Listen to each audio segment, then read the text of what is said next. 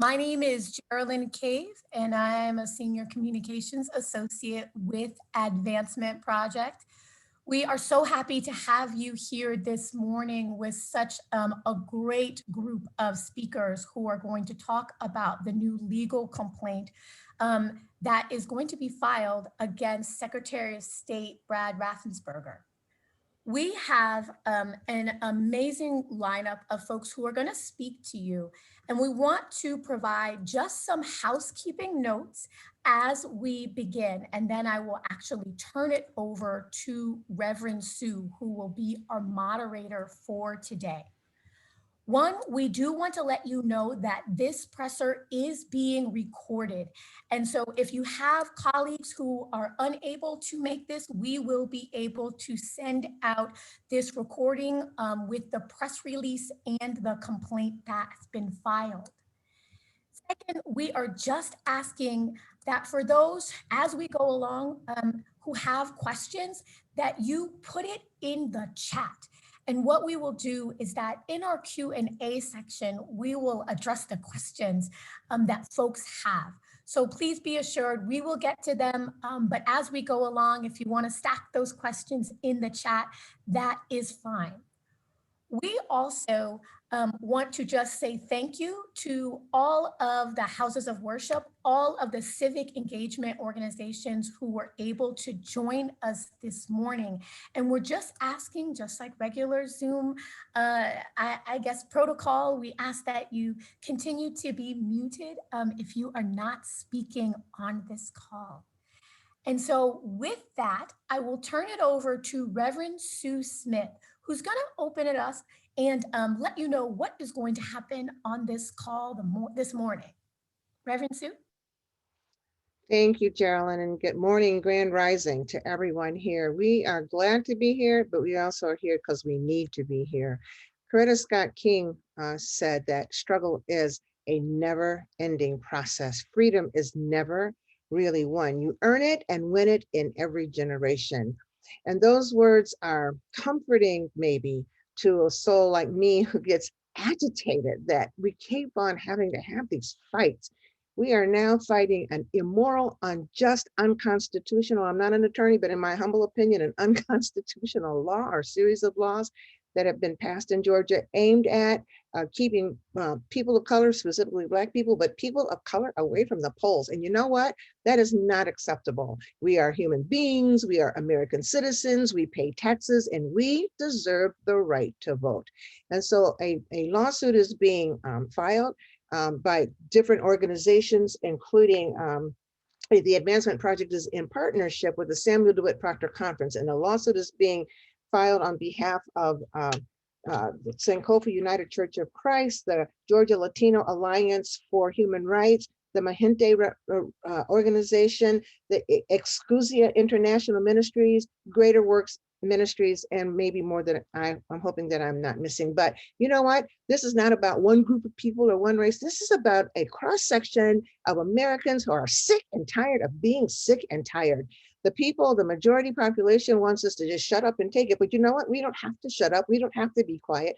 We don't have to pay for our oppression. We do not have to be satisfied, and we're not. And so that's why you are here today. You will hear from representatives within, after each one gives their presentation, I will introduce the next one.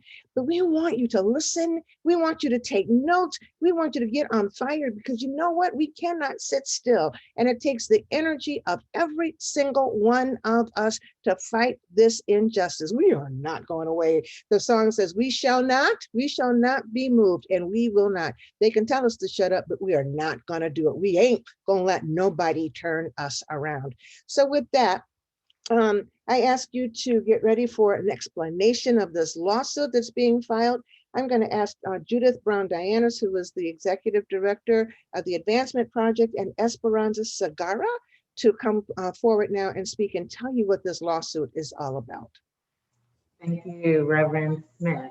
Hello, my name is Judith Brown Dianis, and I'm Executive Director of Advancement Project National Office.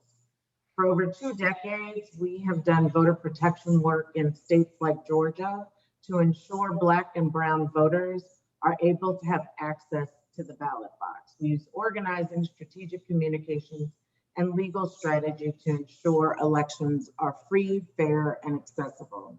In 2018, we helped ensure voters in Fulton County had additional time to vote when technical difficulties with voting machines created long lines. In 2020, we worked with civic engagement groups in Georgia to advocate for voter accommodations during the pandemic.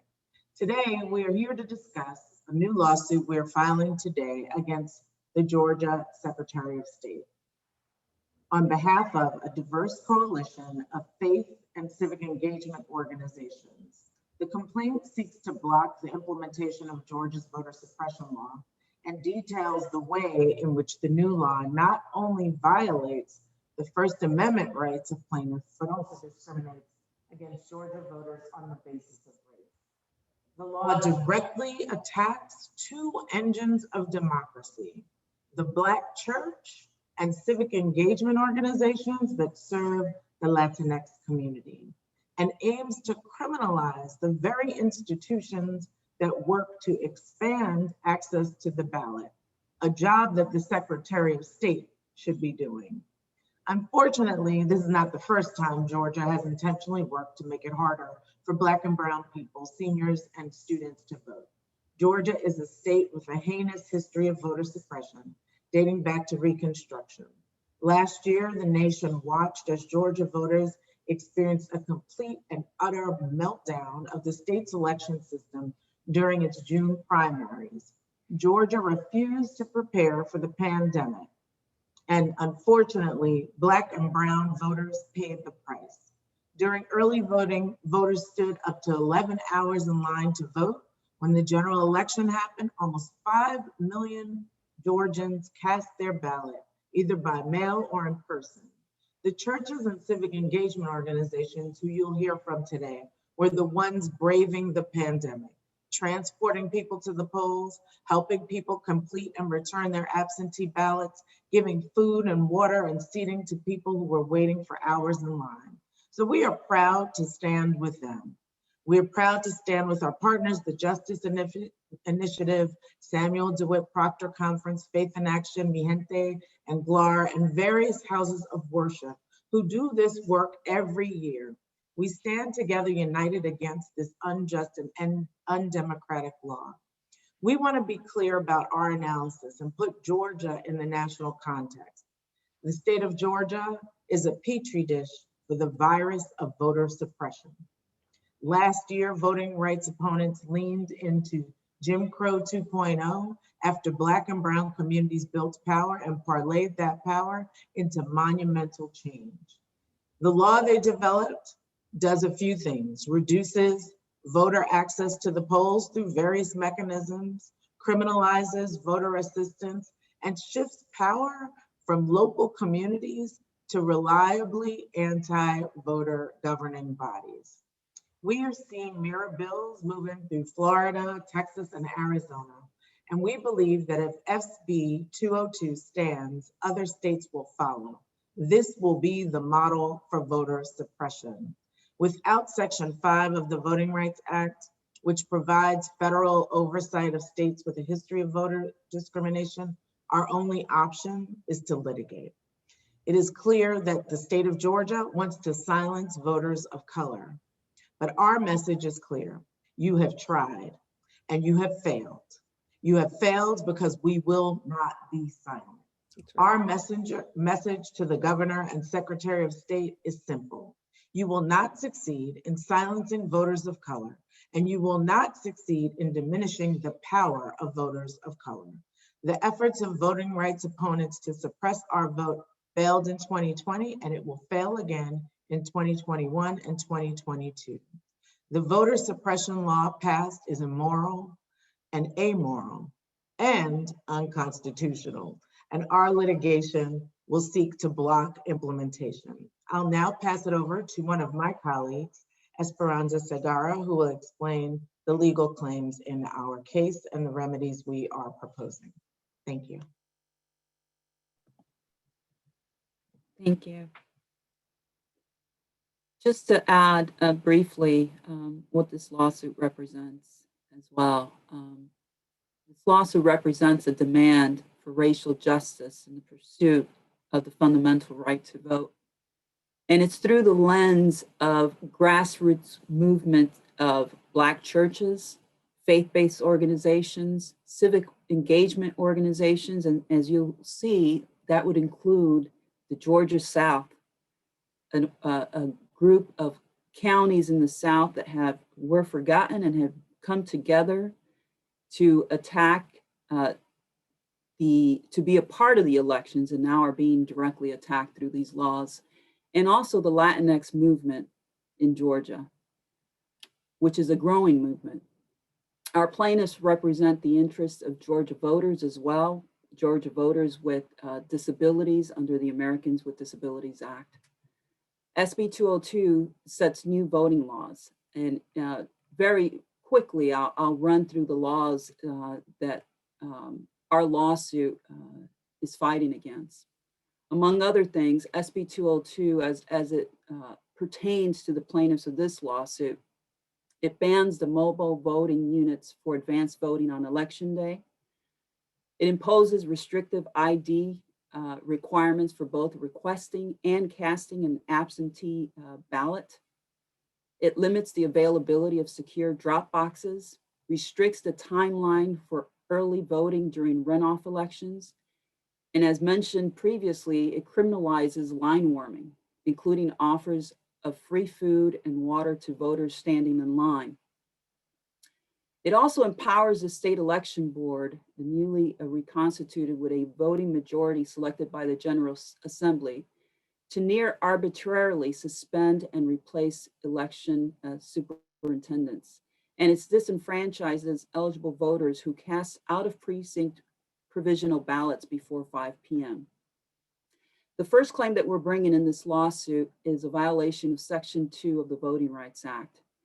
And the violation is based on intentional racial discrimination and discriminatory results under Section 2. Section 2, SB 202 violates Section 2 of the Voting Rights Act because these provisions, that I've mentioned above, result in the denial of voters of color full and equal access to the electoral process.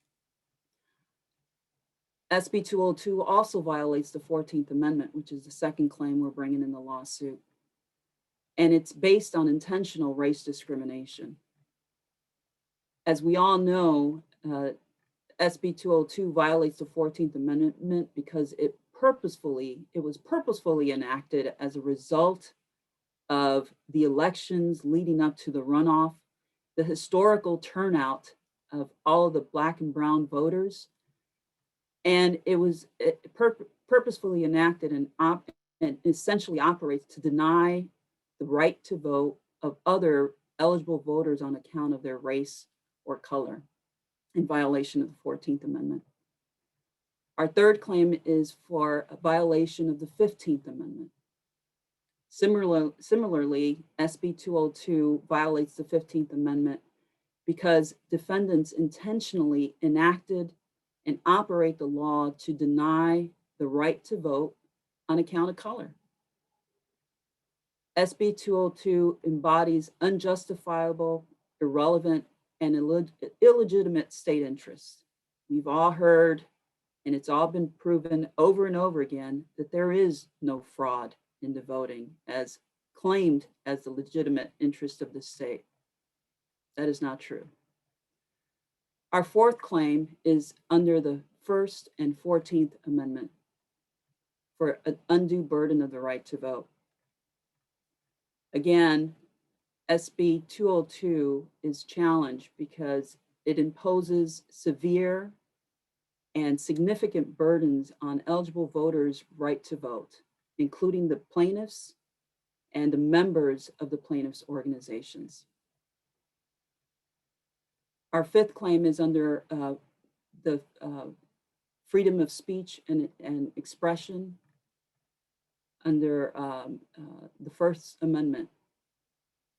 As we mentioned, it criminalizes the ability of members of this lawsuit to provide food and drink, which is called line warming, to voters that are in line, many of which tend to be the long lines that fall into the Black and brown communities that could go as long as 6 hours or longer, as we've all experienced and seen in the news. Finally, we've also raised an ADA claim for our members with disabilities in violation of the Americans with Disabilities Act. And I will go ahead and pass it over back to Geraldine. Thanks so much, Esperanza. And I'm going to actually pass it back to Reverend Sue. Thank you. And we just put a reminder, don't forget, any questions you have, you can put them in the chat.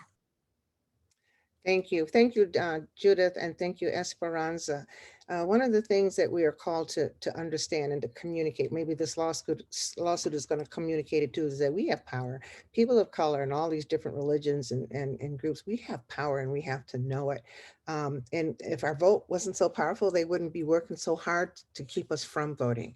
So we need to know that, and we need to communicate that and send that energy toward the people who are filing these lawsuits, because we got power. Our next speaker is actually my boss, the Reverend Dr. Iva Carruthers, who's the General Secretary of the Samuel DeWitt Proctor Conference. She's going to speak to us, give us a national faith perspective. Dr. Carruthers, thank you. Thank you, Reverend Sue. Reverend Sue has no boss. She's like Fannie Lou Hamer, so don't fall for that. I am delighted to be here. The Samuel DeWitt Proctor Conference is an 18-year-old faith-based interdenominational organization of the Black Church, representing clergy, lay, and congregations. We are committed to educating and mobilizing and sustaining justice ministries and building the capacity of the Black church to do so. We operate locally, nationally, and we also hold non-governmental consultative status at the United Nations. We are indeed pleased to represent voices of the Black church, honored to be a plaintiff and to stand with our partners in Georgia and the Advancement Project as we address this whole effort to further disenfranchise Black people, people of color, and marginalized communities. This, for us, is so very important because Georgia represents the epicenter of the ways in which this nation is trying to once again reinvent itself in a wave of anti-Blackness and anti-democracy. It has taken over this nation.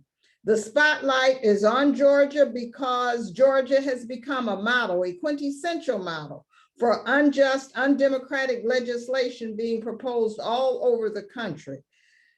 Just as late as the end of March, there were already 361 bills in 47 states drafted to restrict voting participation. It went from everything from attacking absentee balloting to identification laws, to reduction of local powers so that the state would have ultimate jurisdiction, and the audacious criminalization of violations to these measures. We have to be real. This is ungodly and unholy. Proctor is present. This is not a new fight for the Black church. After the Civil War, we are reminded that President Rutherford B. Hayes declared a political agenda to return this nation, using his words, to what he called white civility. And white civility ushered in the Black codes and the new Jim Crow laws to rearrange white power and dehumanize Black people. Then and now, the Black church was present. The church has been and is the epicenter of education, organizing, and mobilizing. We saw this coming 50 years ago as there was talk of the browning of America and what that would mean. Conservative think tanks declared an agenda that, quote, democracy is obsolete, and what was needed was going to be a, quote, genetic meritocracy. Those are but code words for white political control. Despite the demographics, despite the numbers, whites have to be in control. We as people of faith, keep asking, how low can you go? And the answer seems to be lower and lower and lower. The many unfathomable ways to reinvent disenfranchisement and a so-called democracy is mind-blowing. However, we will not back down.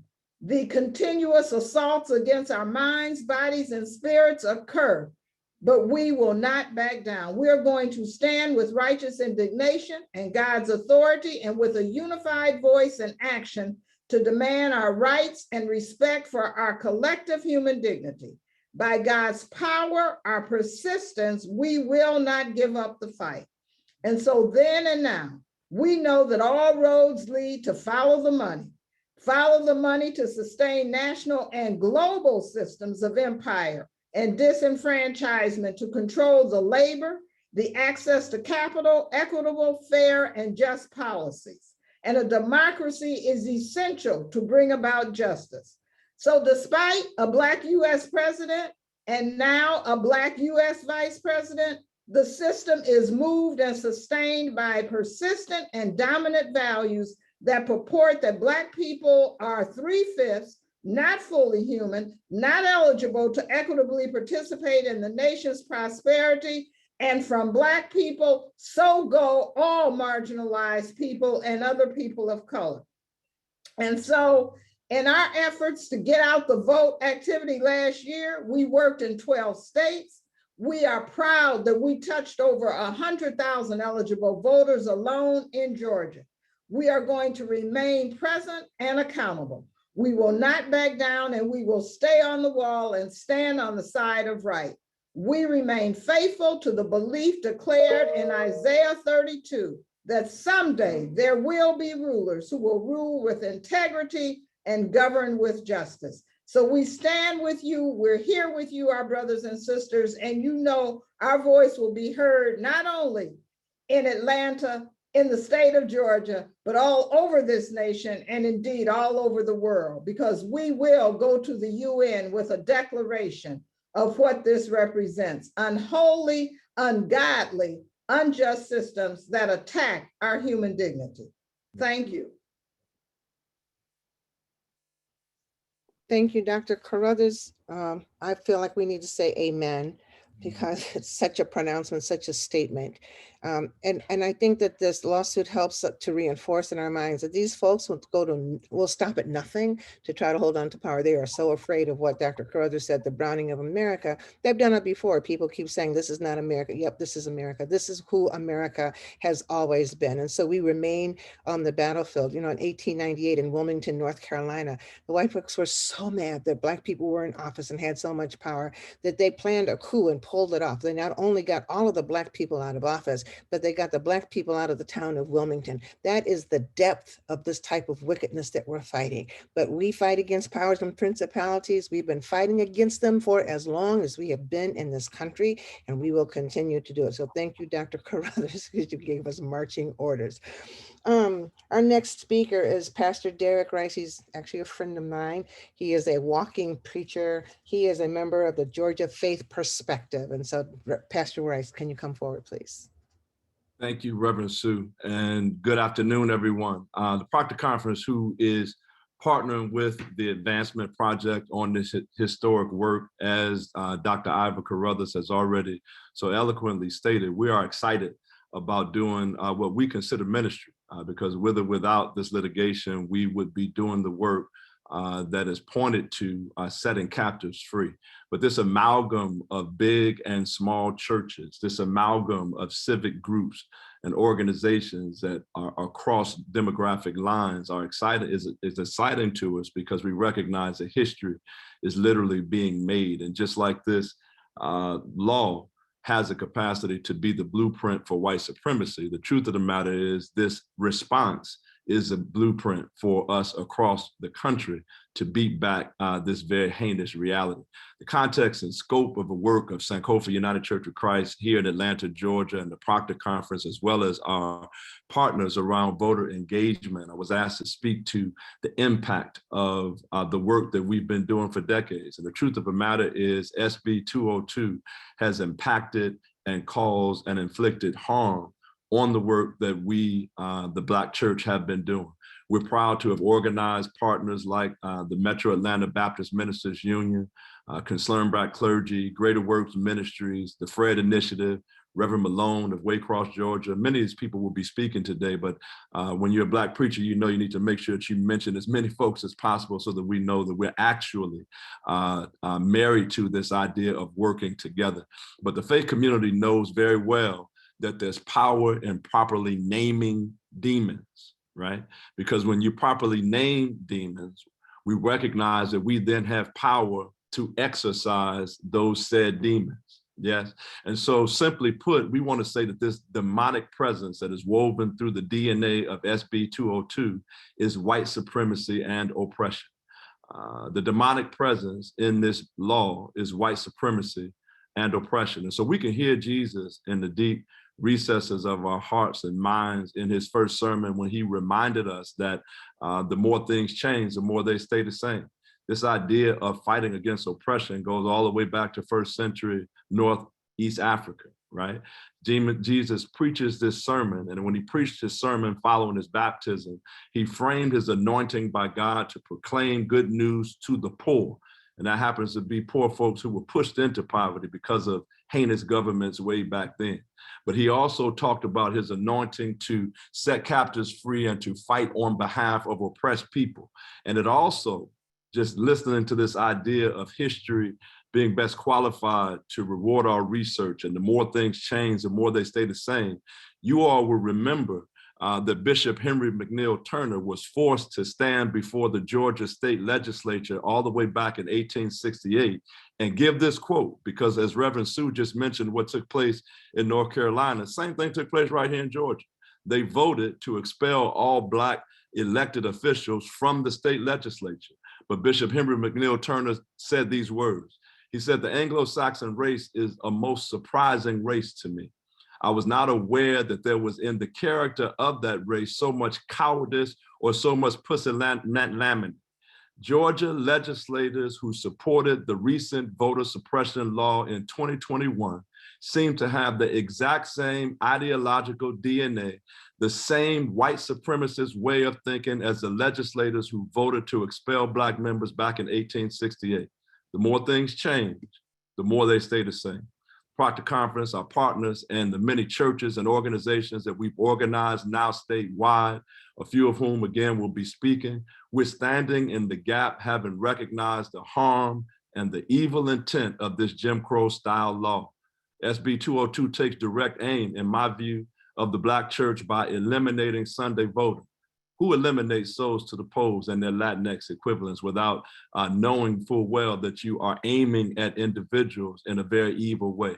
This law takes aim at the multiracial coalition that made unprecedented change last year. That is the source of what we're dealing with. Turning Georgia blue. Georgia was never supposed to be turned blue. Shifting the balance of power in the United States Senate such that some folks that would vote for liberating type laws, if we push hard enough, that was never supposed to happen. Biden and Harris were never supposed to get into the White House. And now they like to silence us in return in terms of what we've already done. And so the faith for the faith community, beyond the clear attack on the very engines of democracy that obviously need our attention, beyond the debunked myths about election integrity that we all know are nothing but foolishness, beyond the history that Georgia has of inordinately disenfranchising voters of color that obviously, again, needs our attention, one of the most egregious attacks that this law points to, again, in my view, has to do with them having the unmitigated gall to make it illegal to feed or bring water to voters in long voting lines. When in the first place, the long voting lines are usually in Black and brown communities, and they're usually made long because their communities weren't assigned enough polling places in the first place. And now it's illegal for us to do what Jesus told us to do. The faith community understands clearly that what Jesus meant when he said, "When I was hungry, you brought me something to eat. When I was thirsty, you gave me something to drink. I was a stranger, you invited me in. Sick, you looked after me. In prison, you came to visit me." So from the perspective of the Georgia faith community, this heinous law harms many of the spokes in the wheel of a work that we've been committed to doing for decades. This is not just a 2-year-old commitment to this work. We've been doing this work because it's ministry to us. And so just in the last year, we'll just talk about the last year, we were involved in and or led voting education and mobilization trainings, amplifying critical information for our church partners. We were involved in voting and COVID-19 rights and opportunities around these special parameters that we were voting in. It's already been alluded to. People literally risked their lives during this COVID pandemic to go out and vote. And now you're angry because you set up obstacles that we were able to overcome. We provided water and stoves and other identifying materials, letting voters know that we were there to help in those heinous situations. The Proctor Conference trained churches to conduct voting Sunday services, justice keeper churches were created. And then one of our partners in this work, Reverend Malone, led a 60 county caravan across rural South Georgia, getting folks out to vote. And so if the question is, what is the harm or the impact of this heinous white supremacist, racist law? The harm is the work that ministries are going to do, regardless of who's in the State House or the White House, is work that they think they have harmed. But we recognize an African proverb and live by it that says, together the ants have a capacity to eat the entire elephant. And because you have now struck a blow again against the Black church, we'll end with this.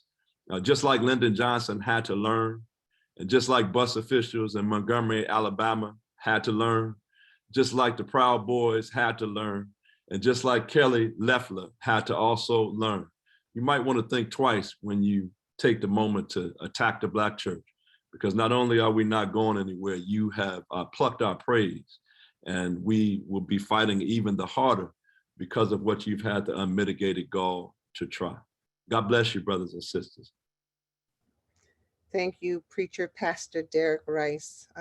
Thank you so much. So one of the things that is exasperating to me personally, maybe to you, is just the unbridled arrogance and ignorance. The ignorance that that they could do this and expect everybody to be quiet. I know you remember when that woman, Laura Ingraham, said to LeBron James, because he was talking about police brutality, she said, shut up and dribble. I said, what?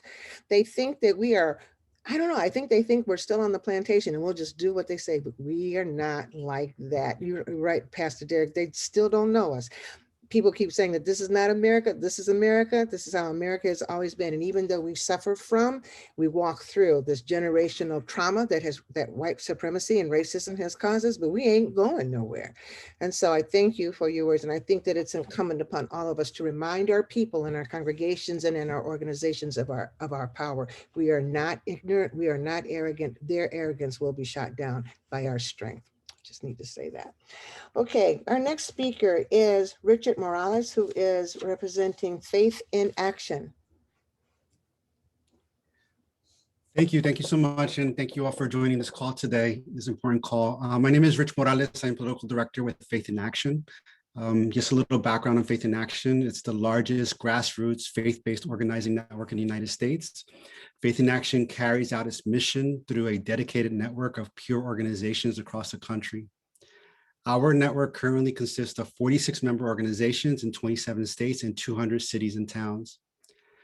Through our network, we are able to mobilize tens of thousands of volunteers based in more than 3,000 congregations from more than 40 faith denominations to organize communities, develop leaders, and advocate for policy change.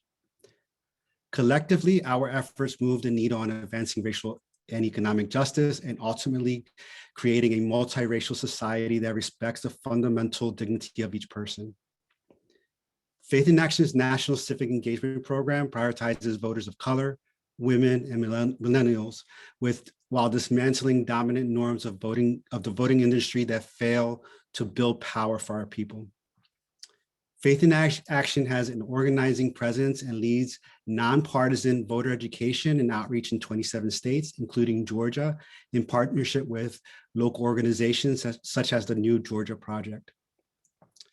We also have an expanding web of faith institutions and community leaders determined to hold our government accountable for a moral vision of society in which all families thrive.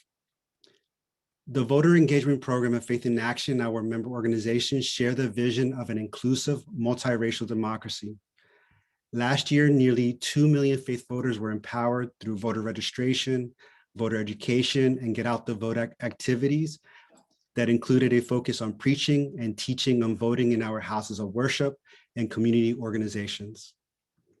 Additionally, we prepared our prominent faith leaders to engage in public actions aimed at voter protection, securing an accurate count, as well as amplifying a prophetic message of resistance, resilience in this moment of national crisis and global pandemic. We talk with voters all year long, not just when it's time to vote, and ensure that voters have an access to voting, to all voting stages, from registration to absentee and early voting, to casting a vote at the polls, to overcoming obstacles to their participation, by running voter programs that include education, advocacy, and voter turnout.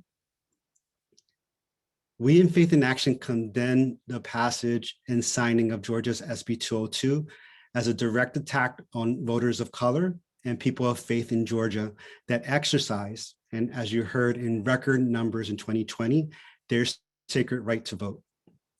We joined this lawsuit because the bill's target is clear: to create barriers, a move to silence voters of faith, and decrease the political power of Black and brown voters. The law is plain and simple: voter suppression, and aimed at making it harder for Black and brown and voters of faith to have a voice in our democracy. SB 202 is a disgraceful effort by elected officials in Georgia. For Faith in Action, Georgia is just one example of a crisis in our democracy across the country. Our work as a network for social justice that includes immigrant rights, ending gun violence, criminal justice reforms, and economic justice is at stake in Georgia because of SB 202, and we are proud to join with the other organizations in this effort to stop this law's discriminatory effects on voting. Thank you. Thank you, Richard. Thank you so much. As you were talking, I keep thinking about how the white power structure just keeps messing with us, people of color. And I'm reminded of Beyonce's song, "You Must Not Know About Us." You just must not know about who we are. We get knocked down, but we get back up. That is who we are. So it just came to my mind, and they must not know who we are. They must not have studied our struggle. They must not have seen us get up even after being literally beaten nearly to death. I listened to a story today about a woman who was on the Edmund Pettus Bridge, because we're always fighting for the right to vote. And white folks are always trying to keep us from doing, and no. A woman said that she heard the crack, when she heard the crack of a policeman's baton on a woman's head, it was so loud that it startled her. And yet those people hearing all of that, seeing us, she saw a horse walk on somebody, she said, we were not gonna give up. They must not know who we are. Okay, our next speaker is Adelina Nicholls. She is representing the Georgia Latino Alliance for Human Rights. Adelina. Thank you, Susan. My name is Adelina Nicholls. I am the Executive Director of the Georgia Latino Alliance for Human Rights, and the Georgia Latino Alliance for Human Rights has been working to defend the civil rights and also human rights of Latinx in Georgia for the last 20 years. We have talked to many Latino voters throughout the state on issues of immigration enforcement, about criminalization of that our communities face every single day, racial profiling, and also the importance of voting for local of elected officials. During the past election cycle, hundreds of our members also were involved in providing information to Latino voters through the state and informing voters about their rights at the polls.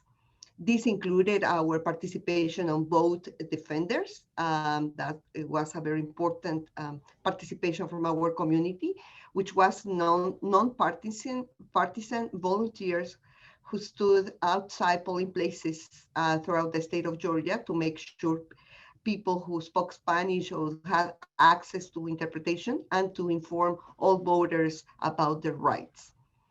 As an organizer as well, who has spent the last 15 years knocking on the doors of Latinos in every part of Georgia, I can tell you firsthand, this state has not made it easy for our communities to cast their votes.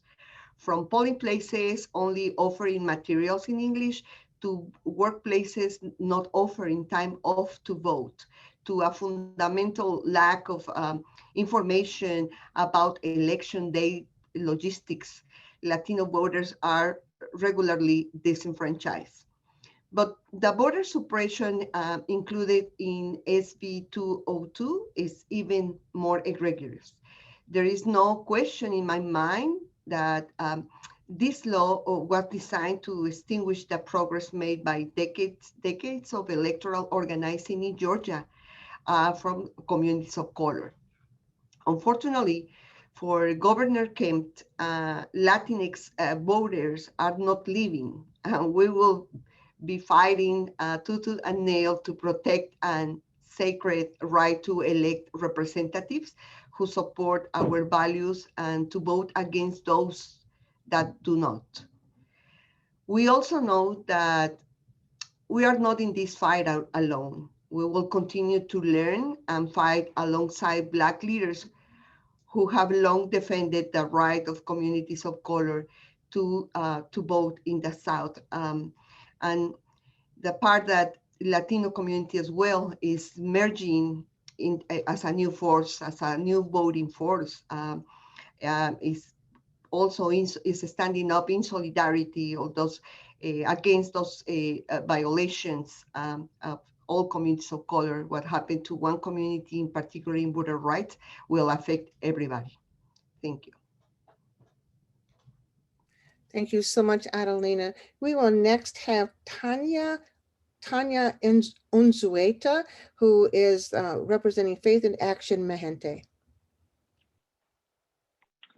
Hi, my name is Tania Unzueta. I'm the political director of Mi Gente.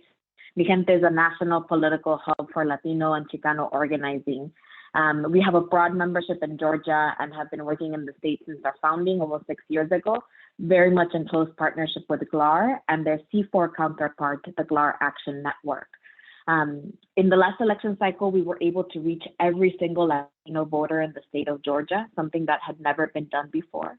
And during the pandemic, along with GLAR Action Network, we were able to develop protocols for taking care of our door knockers and still being able to be at the doors, something that wasn't happening by any political party, because this is the best way to reach Latino voters, and we felt like it was an important.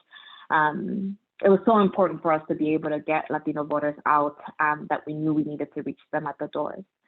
Through our work here, we have seen that voter suppression is a key tactic to suppress voters of color. It's a key tactic that we have seen the Republican Party of Georgia in particular using. And this latest set of policies are a direct response to the way that the state victories were delivered by people of color for Georgia Democrats in both the November and the January elections. It is abundantly clear to me that SB 202 was written to intimidate voters of color. It was written to tamp down on the remarkable work of grassroots organizers who pounded the pavement, to educate, to inform, to assist eligible Georgians in casting their ballots. And it is an attack on the organizations, the churches, the institutions that have worked for years and years to defend the right to vote. People around the country should know that Georgia voters are incredibly resilient. We know that we will be able to fight back because we have learned from generations of Black organizers, Black preachers, Black-led organizations that to this day, because you can see, continue to lead the fight to defend all of our voter rights. We know we'll also be able to fight back because our immigrant communities have survived constant attacks from the state designed to make life so hard that our people would move away. And yet, as Adelina said, we stayed. And so we'll continue to build our communities and our community organizations, whether we're offering water to folks, whether we're talking at churches about the right to vote, whether we're telling people that are standing in line to stay because their voice is important, or protesting the latest voter suppression law. We know that we'll continue to build power in our communities. As Mi Gente, we will continue to work with organizations in Georgia to build Latino communities and the power of our communities until everyone is able to vote and everyone has a voice in the way that the laws and the policies of the state of Georgia impacts us. So thank you. Thank you, Tanya. They don't know who we are, and you're certainly going to make them know. Our next speaker is Bishop Carl McRae, who is the Executive Director of Exousia International Ministries. Bishop Carl. Good morning, everyone, and thank you all for being here. Thank you to the Proctor Conference and to the Advancement Project and all of the partners that have found ourselves in this place.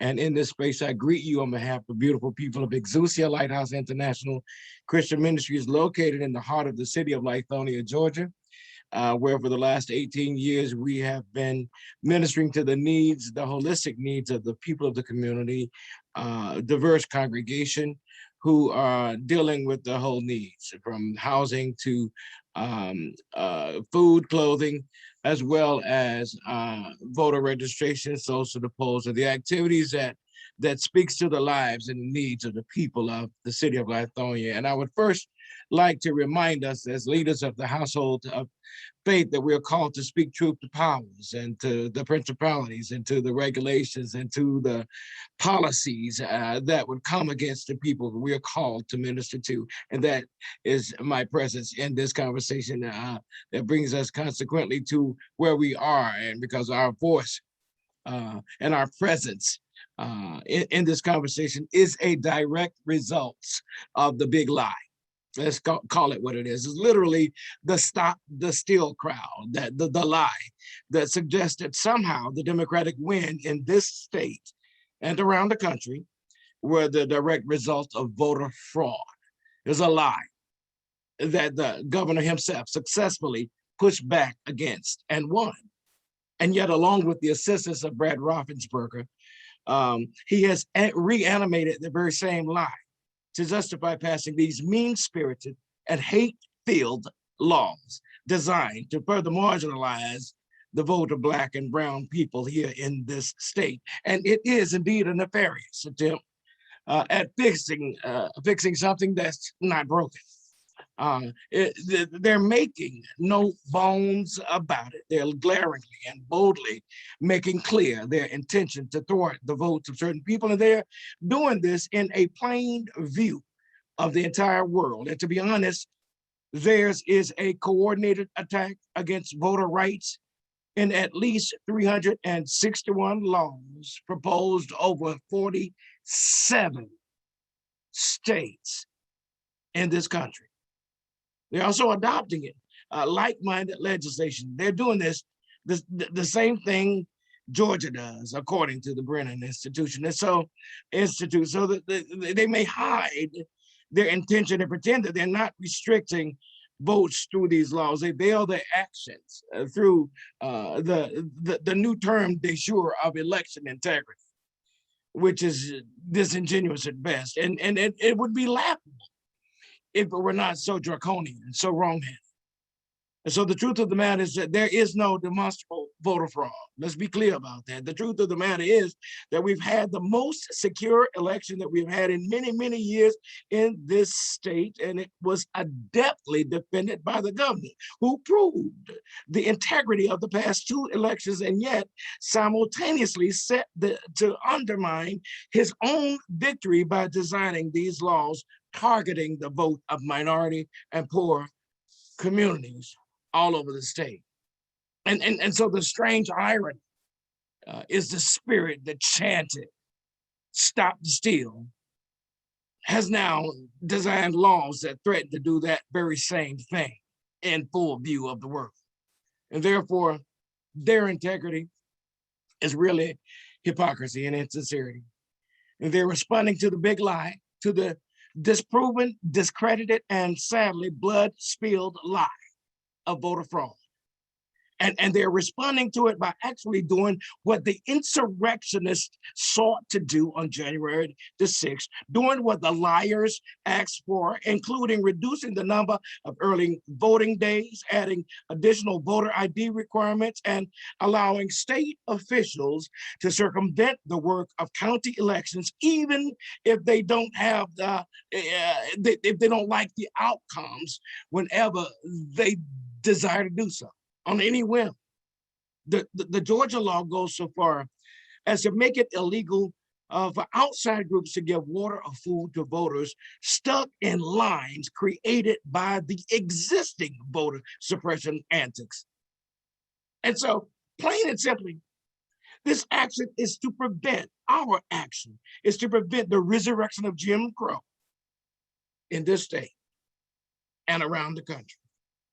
And to ensure that the big lie that precipitated this law and this lawsuit never rise again in this state.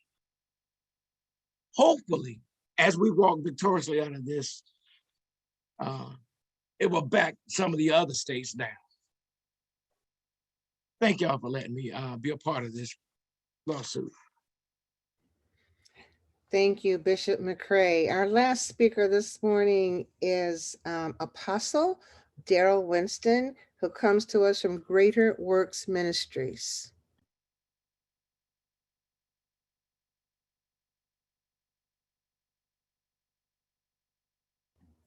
Did I miss him, Daryl Winston? I think he may have had to go off. He had another appointment, I know. Okay. Well, in that case, I am going to pass it over to Geraldine, because with all of the input that you guys have given, I'm sure people have questions. And so Geraldine is going to moderate that part of this event. But I just want to thank all of you for your work, your presence, your energy, your passion, all of that, because it's all needed. We stand on the shoulders of our ancestors, all of us, are Black people, brown people, people of different nationalities, and our ancestors are looking down and smiling on us, I'm sure, and sending us their strength, because they had to go through some heinous stuff too. They passed their spirits on to us, and we are carrying the torch. So I just want to thank you, and I'm going to have to leave, but I want to pass it over to Geraldine. Thank you so much. I've been honored to be with you. Oh, so we want to give folks a chance to put any questions they may have in the chat. We just ask that in the chat you put your name, your outlet, and what your question is. And then also, because this is the Q&A section, if you also just want to come off mute and unmute yourself, just introduce yourself and your question, and we will direct them to the appropriate plaintiffs. So we'll give folks just a moment.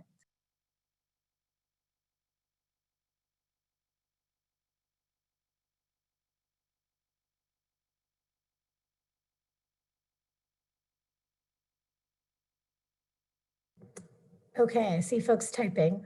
We'll give you just a second.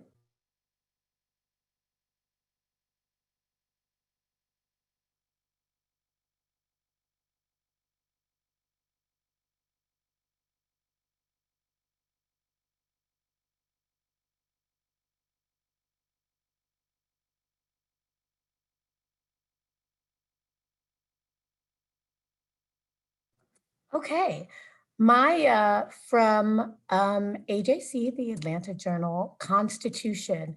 I just wanted to clarify, has the lawsuit been filed already, or does it still need to be filed? So I'll pass that over to Esperanza and to Jorge.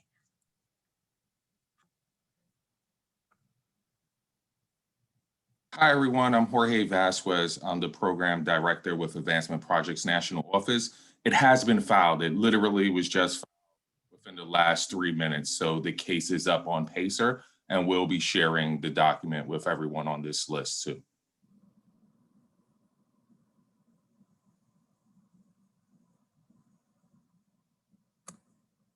Okay, perfect. Thank you.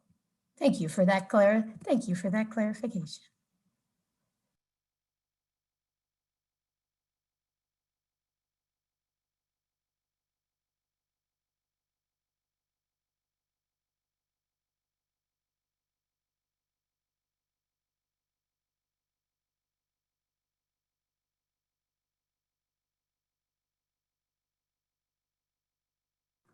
All right, and just a reminder, folks can also come off mute to ask their questions and introduce themselves if they have any questions.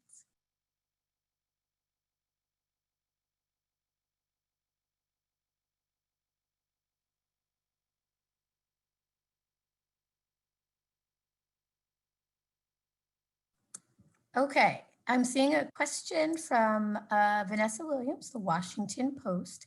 How is this lawsuit different from the other lawsuits that have been filed by faith organizations?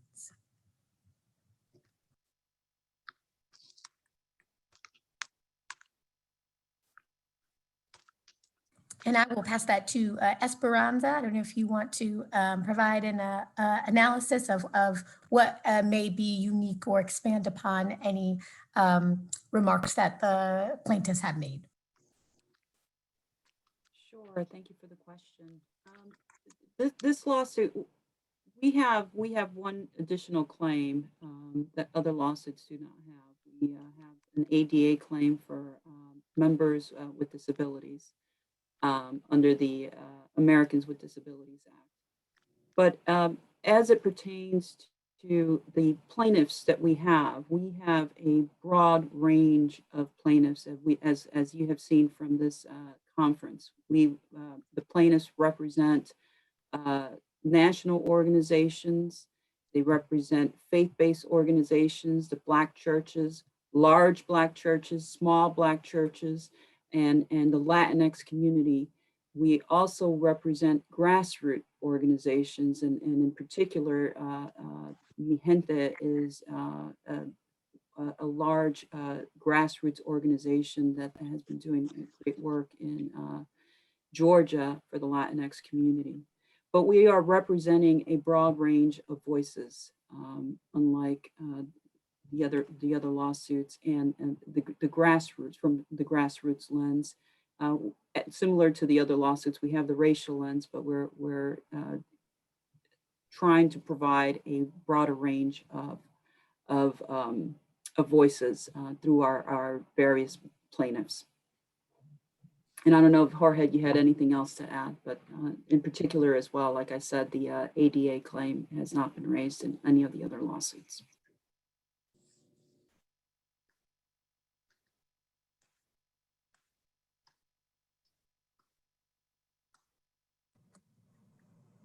Okay.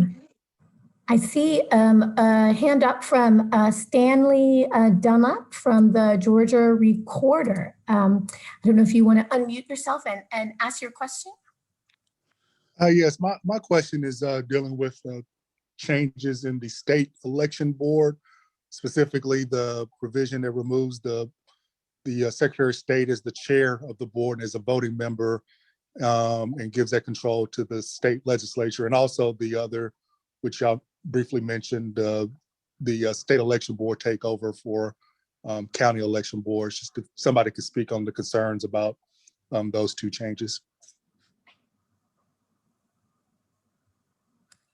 And Esperanza, I don't know if you want to take that, and then we can kick it out to the other plaintiffs, particularly folks who may not be centered in Atlanta and who are doing work statewide. Sure. And really briefly, I wanted to add as well that we have a strong representation of the southern part of Georgia and the southern counties, which ties into your question regarding the takeover provision. We do raise a takeover provision in our lawsuits. It's part of the big picture of what's taking place under our Section 2 Voting Rights Act claim.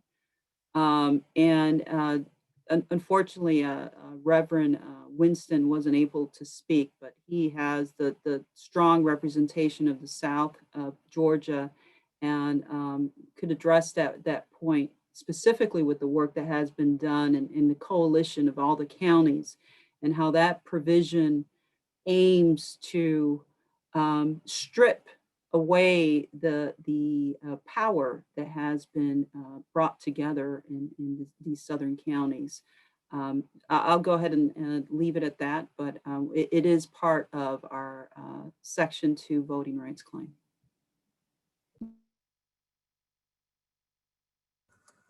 And I don't know if there are other organizations that want to speak to. I know, unfortunately, Pastor Winston was one of the key folks who brought this and raised this concern.